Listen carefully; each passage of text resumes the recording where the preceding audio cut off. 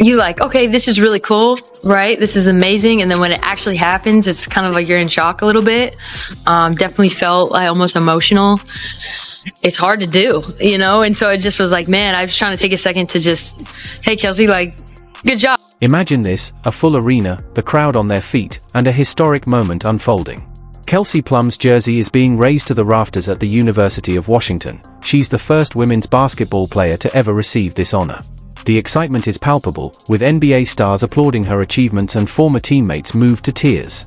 It's a moment that Kelsey Plum will treasure forever. You showed us what greatness looks like. You allowed us to follow you throughout your extraordinary career, and today you made and forever. I never really thought about it in the sense of like the jersey being hung and the records and things like that. I just wanted to be the best I could be, you know, and just trying to like push that limit. And then I look back now and it's really cool to have a full circle moment, look back and just say, man, like, dang, that is a lot of points. I never really thought about it like that, you know? Now, let's switch things up. In another part of the country, AJA Wilson is scrolling through her phone, visibly frustrated. There's barely any buzz around her own jersey retirement in February. Tickets are cheaper than a pizza, and the event isn't even close to selling out. We'll dive into AJA's reaction shortly. So how did two WNBA stars end up with such different experiences? The answer might surprise you, and it's got people talking about the future of women's basketball. Ready to find out? Let's go! It's that time. Call this. You guys, everyone wants me to cry today. No way. Oh. Here's something wild. Kelsey Plum just made history, and the basketball world can't stop talking about it. Picture this, Alaska Airlines Arena, packed with over 10,000 fans. The energy is unreal. Everyone in the building knows they're about to witness something truly special. Plum! Between setting a scoring record and being the first woman to have her jersey retired in the rafters, Kelsey Plum is setting the precedent for the Huskies women's basketball team. I think if anything, it just shows, like if you're a women's basketball player wanting to play in college and you watch today, it's like, this is what support is and what it looks like, right? Having a sellout crowd come back and acknowledge someone that played here. So it's possible to do, right? And I just think that a lot of times, sometimes you have to see it to know like, hey, wait a second, like there's a big fan base here, you know? Let's rewind and talk about Plum's legendary college career. She set NCAA scoring records that lasted until Clark came along. During her time at Washington, she scored an incredible 3,527 points. That's not just impressive, that's break the scoreboard impressive. With the first pick,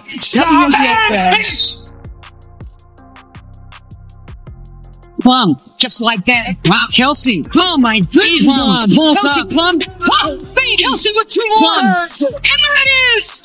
Ladies and gents, you are looking at the #1 scorer in women's D1 college basketball, Kelsey Plum. Plum wasn't just about scoring points, she was a free throw master.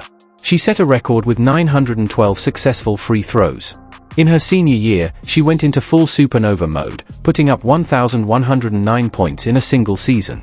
That kind of performance has basketball fans everywhere in awe. Forever 10 honors the exceptional journey of Kelsey Plum, whose impact extends far beyond the University of Washington, from becoming the NCAA's all-time leading scorer to leading the Huskies to national prominence. Her number 10 jersey symbolizes greatness. Off the court, while at UW, Kelsey earned a degree in anthropology from the College of Arts and Sciences. On court, Kelsey was named the 2017 AP and Naismith Player of the Year. She was a 2-time All-American. She was a 4-time All-Pac-12. She held all-time scoring leader record from 2017 to 2024. Now, the University of Washington is honoring her in a way they've never done for any other women's basketball player. During halftime, the arena falls silent as all eyes turn to her number 10 jersey, slowly rising to the rafters. It's a tribute to everything Plum has achieved and all that she represents for women's basketball. She is UW's all-time three-point leader and second all-time in Pac-12 history, and she broke the 33-year-old NCAA career free throw record with 912 points. She was the #1 draft pick for the WNBA in 2017. This isn't just about Plum's stats, it's about the huge impact she had on the program. Remember when Washington made it to their first ever Final Four in 2016? that was Plum leading the way. She didn't just break records, she put Washington women's basketball on the map. Kelsey's legacy didn't stop after the UW.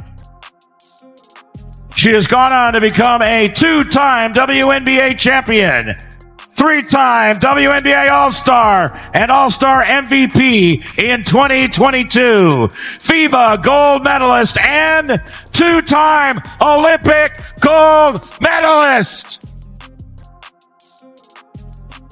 This jersey retirement celebrates a career that continues to shine, immortalizing her achievements as part of Husky history forever. This isn't just about Plum's stats, it's about the huge impact she had on the program. Remember when Washington made it to their first ever Final Four in 2016? That was Plum leading the way. She didn't just break records, she put Washington women's basketball on the map. One word to describe Kelsey Plum is fierce. She was a leader right from the get-go. Ability to laser focus. She's a winner. What truly sets Kelsey apart is her character. Kelsey's work ethic is second to none. She has that it factor. Kelsey Plum is a dog. In high school, Kelsey made a name for herself as one of the most talented, hardworking players in the country. She was different from even the day she stepped on campus. Straight from the airport, first day on campus was right to the gym. What I appreciate most about Kelsey is her work ethic. And there is not a single person in any sport that I've ever covered that has outworked Kelsey Plum. During timeouts, the arena lights up with messages from Plum's Las Vegas Aces teammates, her former Husky squad, and her family. It's as if the entire basketball community came together to say, Kelsey, you're one of the greats. I was here in the gym. She was always on the other side getting the same amount of work in. You hear people, being in the gym before, after practice. That was her every single day. First one's here, last one's to leave. Kelsey literally never left. Every single drill that we did was competitive because of her. It was her. That was her drive, her focus, and her desire. And I think that's what makes her who she is. She had laser focus for what she wanted to do, and she was going to do it, and no one was going to stop her from doing it. Washington's current head coach, Tina Langley, couldn't hide her smile. What a great day to celebrate history and Kelsey Plum. We're so excited to have her number up in the rafters. She's known for her hard work, and she's also just an amazing person. Just the fact that she's hanging her jersey there in Heck Ed, shows a different side of her. Not just the talent, but the competitive side and the desire to sacrifice. I just don't think many people, and I'm not saying kids, I'm not saying players, I'm just saying people in general. I don't think people have that in them. There is so much that Kelsey has accomplished throughout her career. She's truly one of the best to play the game, and she played at Washington. Her impact will last forever, and that's why we're hanging her number in the rafters today, so that we will never forget the player and the person that she is. As the crowd bursts into cheers, you can't help but think, this is what happens when hard work truly pays off, and it's incredibly inspiring. Plum's jersey retirement isn't just a personal milestone, it's a huge moment for women's basketball as a whole. Kelsey, I've said these words to you many times. You made me a better coach. Had you not been a part of what we were doing, I wouldn't have got a chance to live out my dream. Welcome to the club of jersey retirements. Congratulations. It's well deserved, and keep going and keep striving for greatness. Hold up, everyone. While we're all caught up in Kelsey Plum's jersey retirement celebration, there's some serious drama unfolding behind the scenes. You know how they say, what happens in Vegas stays in Vegas? Well, not this time. Let's get real for a second. Kelsey Plum's future with the Las Vegas Aces is looking shakier than a house of cards in a wind tunnel. The team tagged her with a core designation, and now trade rumors are flying faster than a Plum three-pointer. Based on multiple conversations that I've had, it does seem like the most likely scenario is that Kelsey Plum would move on from the Aces. My basketball mind, though, is still having a hard time wrapping my head around Kelsey leaving and going to an org like the Valkyrie. But here's the kicker, it's not just about basketball. Plum's feeling like the forgotten middle child in the Aces family. Aisha Wilson and coach Becky Hammond are stealing all the spotlight.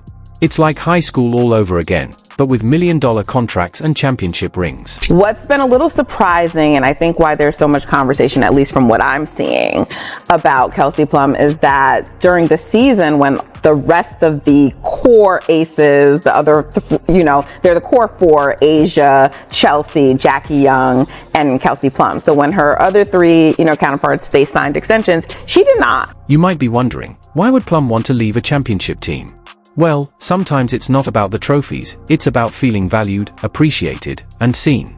Right now, Plum's feeling more invisible than a referee's whistle in crunch time. You mentioned that she did not sign an extension, and former general manager Natalie Williams told me before she and the Aces parted ways that, Kelsey was offered an extension and declined. But wait, there's more. Enter the Golden State Valkyries. They've been making some bold moves recently, and trust me, they're not just rearranging deck chairs on the Titanic.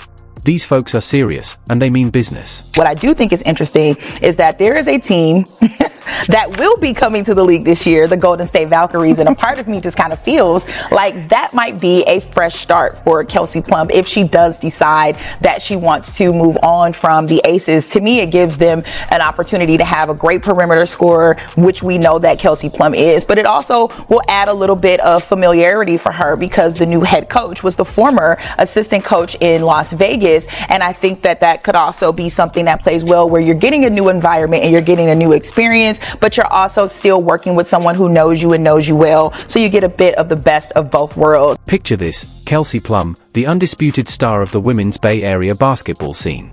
No more playing second fiddle, no more living in anyone's shadow. Sounds pretty great, right?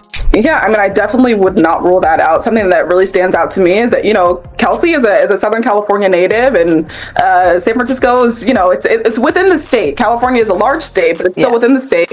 And I think that stands out. To me, that's like the most intriguing destination for Kelsey. I totally understand the fit. You mentioned like perimeter scoring for the Valkyries, and they'll absolutely need that. But I think also she brings like this, veteran championship mentality that Natalie Nakaze has emphasized that she wants to cultivate in the Golden State. And so to me, that would just be knock out of the park. And they have the room to do it. They're just building their roster. Cap space is not going to be a problem. So that stands out to me, definitely. Here's where it gets really interesting. During her jersey retirement ceremony, Plum's former Aces teammate, Kate Martin, was singing her praises. And where is Kate playing now? You guessed it, the Valkyries. In the WNBA, there's no such thing as a coincidence. She and Natalie were really close. I remember the first conversation I had with Natalie Nakaze, she was telling me that she spent the whole offseason doing Pilates with Kelsey Plum because Kelsey had roped her into it. And they were waking up at 6 a.m. together to go to these Pilates sessions. And I remember telling Natalie, that is something I would never do. I could never, wake up that early. And she was like, well, you should. You should consider it. Kelsey has, changed my life by us doing that. And that's, something, a small thing. It doesn't really go into any reporting or anything, but their relationship seems to be really strong, and so I wouldn't be surprised. Of course, Plum's keeping her cards close to the chest. When asked about her free agency status during the ceremony, she politely declined to comment. Talk about a plot twist in the middle of her big moment. Here's the thing, Plum is at a crossroads. Does she stay with the Aces, where she's won championships but feels underappreciated? Or does she take a leap of faith and join the Valkyries, where she could become the franchise player? The ball's in her court now. I just have a very hard time imagining the Las Vegas Aces without that core four. They were all drafted there, right? They were all drafted there. And so, look, as a Warriors fan, losing Klay Thompson, I can sort of relate to this, but that would be quite a blow for a team like Vegas. They came up together. They won 2 championships together. You know what's wild? Even the biggest stars can get lost in their own shadows. Take A'ja Wilson's jersey retirement at the University of South Carolina, for example. You'd think it would be a slam dunk celebration, right? Well, hold on to your jerseys, folks, because this story has more twists than a pretzel factory. Paige reminds me a lot of you. It's not really about me. And she knows how her privilege has gotten her to that point. And also, she's good at basketball. But she understands her privilege and pushes her over the top in a sense. It reminds me a lot of you. And that's a combo. Let's set the scene. It's October 2024, and South Carolina finally decides to retire A'ja Wilson's number 22. Great news, right? Well, except, didn't we all assume that happened years ago? The woman has a statue outside the arena. But here's where it gets really interesting. They're doing it on the same day as Caitlin Clark's jersey retirement at Iowa. Coincidence? About as likely as finding a unicorn in your backyard. Also, it's A'ja Wilson's retirement jersey day, right? And, well, her prices for her game are high. You'd expect fans to be lining up for tickets, right? Well, guess what? They're not. Tickets are going for just $16, and they're still not sold out. Ouch, that's got to sting more than missing a free throw in the final seconds. Meanwhile, while Clark's ceremony is set to be a national TV event, Wilson's retirement. Crickets. No broadcast plans. And then there's the Clark factor, announcing Wilson's retirement while all eyes are on Iowa's golden girl. It feels a bit like showing up to someone else's party unannounced. You're there, but you're not exactly stealing the spotlight. A'ja Wilson, the cornerstone of South Carolina's rise to prominence, will see her number 22 jersey retired at Colonial Life Arena when the Gamecocks face Auburn. A lot of people are pissed that this is the second day, or the same day. Now, I say a lot of people, A'ja Wilson fans are pissed that it's the same day. But here's the twist. Wilson herself has been quieter than a library during finals week about the whole thing. No excited tweets, no Instagram posts, it's like she's not sure whether to celebrate or just shrug it off. And honestly, can you blame her? From far as I can tell, Caitlin Clark fans don't give a rip about A'ja Wilson's jersey retirement. As the big day gets closer, you've got to wonder, is this a case of too little, too late for South Carolina? Or is it a sign of something deeper? Whatever the reason, the contrast couldn't be more striking. It's like comparing a big blockbuster movie premiere to a straight-to-DVD release. And here's the wild part, sometimes the excitement around a player is so huge that even their future jersey retirement breaks records. That's exactly what's happening with Caitlin Clark right now. While we're still buzzing about Kelsey Plum's big moment, Clark's upcoming honor is right around the corner. Here comes Clark. How will she go for history? Fitting on Logo 3. Let's hear it one more time for number 22, David! February 2nd, 2025. Mark that date, folks. That's when Iowa will officially raise Caitlin Clark's number 22 to the rafters of Carver Hawkeye Arena. But here's the kicker, fans aren't waiting around to get excited. They're losing their minds already, and the ticket prices?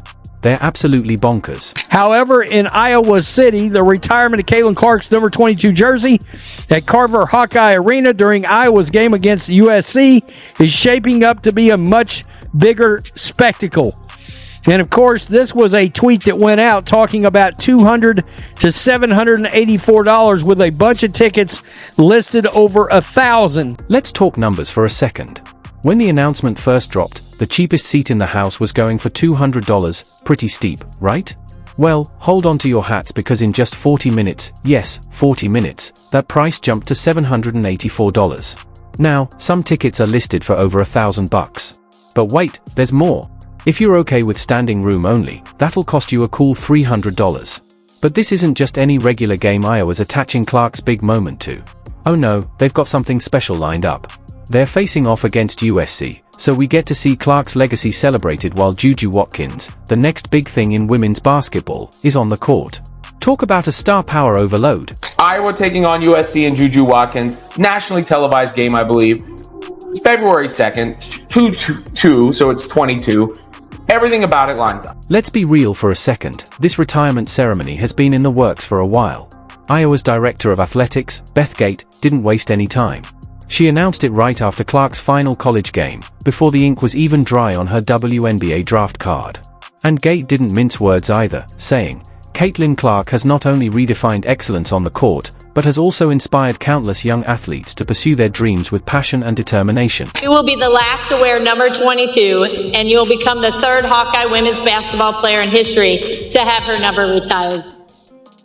And that is what Beth Getz had to say back in April as the Hawks wrapped up their second straight national runner-up season. But here's where it gets really interesting. Some eagle-eyed fans swear they spotted an unveiled jersey hanging in the rafters months ago. It's like Iowa couldn't even wait for the official ceremony. They just had to get that jersey up there, covered or not.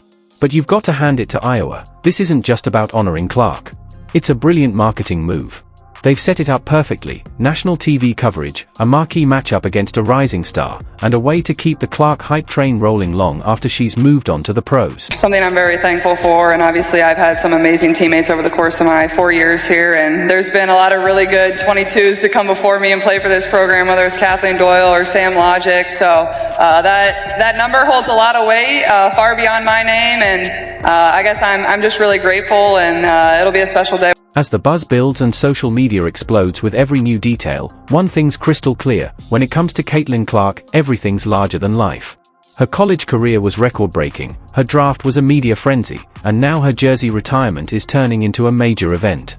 And you know what? This is probably just the beginning. Just when you thought Caitlin Clark couldn't get any bigger, the numbers roll in. Picture this, Clark's jersey retirement is like the hottest concert ticket in town. Secondary market tickets start at a whopping $711 just to get in the door, and those premium seats? We're talking over $8,000. But that is a supply and demand thing, especially in today's day and age where there's no such thing as a sellout, right? Where you can go to any event you want as long as you're willing to pay for it because of the secondary ticket market. Now, flip that image for A'ja Wilson's jersey retirement. Same day, different world. Tickets are going for as low as $16, and get this, they're still not sold out. It's like comparing a sold-out arena show to an open mic night at your local coffee shop. And the social media buzz? Clark's announcement exploded with over 300,000 impressions, faster than you can say viral. Wilson's announcement? Barely a blip on the radar. And South Carolina waited years and years to retire A'ja's jersey. Iowa was expecting a packed house for Clark, maybe even adding extra seats. Meanwhile, South Carolina's just hoping to at least fill the lower bowl for Wilson. Let's be real, these stats paint a picture of two very different legacies. Clark's become a cultural phenomenon, a household name even for people who don't follow basketball. Wilson, despite her incredible career and a trophy case that would make most athletes green with envy, isn't getting the same love. You've got to wonder how that sits with A'ja. Imagine working your whole life to be the best, winning championships and MVP awards, and yet, no one cares. That's got to sting. And we'll get to compare the ratings, because I would assume that game against Auburn will be televised somewhere. Now, whether or not it's nationally televised, like I think the Iowa game's going to end up being, I don't know. But look, when it comes to tickets, it's a supply and a demand issue. It's that simple. It's a good way to gauge one's popularity.